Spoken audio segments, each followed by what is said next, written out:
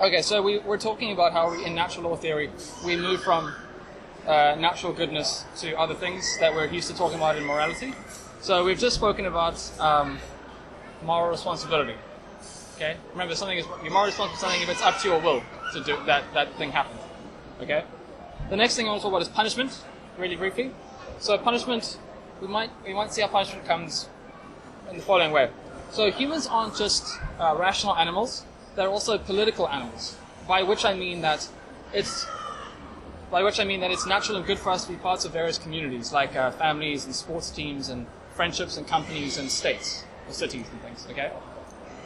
Now, in general, when a part is a detriment to the good of the whole, it is good to either remove that part or for that part to incur some debt so as to restore the good of the whole.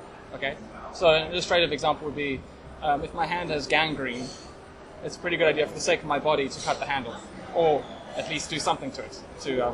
Okay. And in a political context, this removal of debt, incurment of debt, will take the form of punishment. And if done properly, I think we can argue that it would be done according to the principles of what's called retributive justice. We're not going to argue that, but I think we can. So that's punishment, nice and brief. Not so brief is duties. Okay. So with divine command theory, we had it was quite clear how we would get divine legal duties, right? So God commands us things and we're bound to this law because He's a qualified authority. And although it's not really a big focus, I guess you could say in natural law theory, like it hasn't been a massive thing, we can also say something about it on this theory. So we would do it like this. We'd say, we've seen that it is that our nature... I got to be very careful with how I word this. We've seen that our nature sets for us certain ends, and to the extent that our actions and lives contribute to the fulfillment of those ends, it's good for us. Okay, so this gives us the fact that if I will the good, then I ought to act to fulfill my natural ends. Okay, so I have an if-then statement. Okay, but if we think about it, in general, when we act for something, it's because we want it, and we want it because it seems good to us in some way, or under some description. Okay, so to quote a philosopher, he says, "The mugger who admits that robbery is evil, nevertheless takes his victim's wallet because he thinks it would be good to have money to pay for his drugs." Okay, so he's done something that he sees as evil, but there's good in it that attracts him to that option. Okay, so what this means in general is that whenever we act, we always act for the sake of some good. Okay, even if sometimes we get the prioritization of various goods wrong. Okay, when we do, that's how moral evil comes about. So if we combine this with our earlier fact, we get some form of argument that says, if I will the good, then I ought to act so as to fulfill my natural ends. Okay, I do will the good, therefore I ought to act so as to fulfill my natural ends. So we have this duty, and ought to do something. Okay, and then once we reflect on our nature through empirical methods and philosophical sort of speculation and investigation, we get to duties that we're all familiar with, like I ought not steal, I ought not murder, I ought honor my parents, and so on and so forth. I guess the question, though, is what kind of duty this is. Right? It's not the same duty that we had in divine command theory because it's not coming from a command at all, right? It sort of just follows from my nature. And that's right. So we might call this a rational or a natural duty because it arises from our natural capacity for this practical reason I was talking about. And the idea behind a rational duty is that it shows us why we should care about what's naturally good for us. So ultimately, like, you should do this because this is a good reason to act. And then lastly, I want to talk about authority. But this is also a brief one. So, authority. I'm talking about the same kind of authority that came up in the divine command theory. So to get to this idea of authority, we combine some of the points we've already made. The idea is that when someone is in charge of the good of the community, they are said to have authority over that community.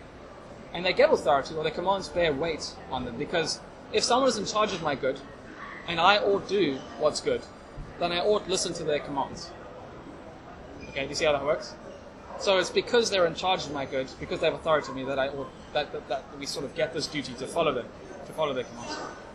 And of course, this is quite broad. So like it would look very different because various people have authority over various aspects of my life, and so their commands only have authority of certain realms, and people will be less or more qualified based on their ability to actually know my good in certain contexts. But I think this general idea applies across the board in that way.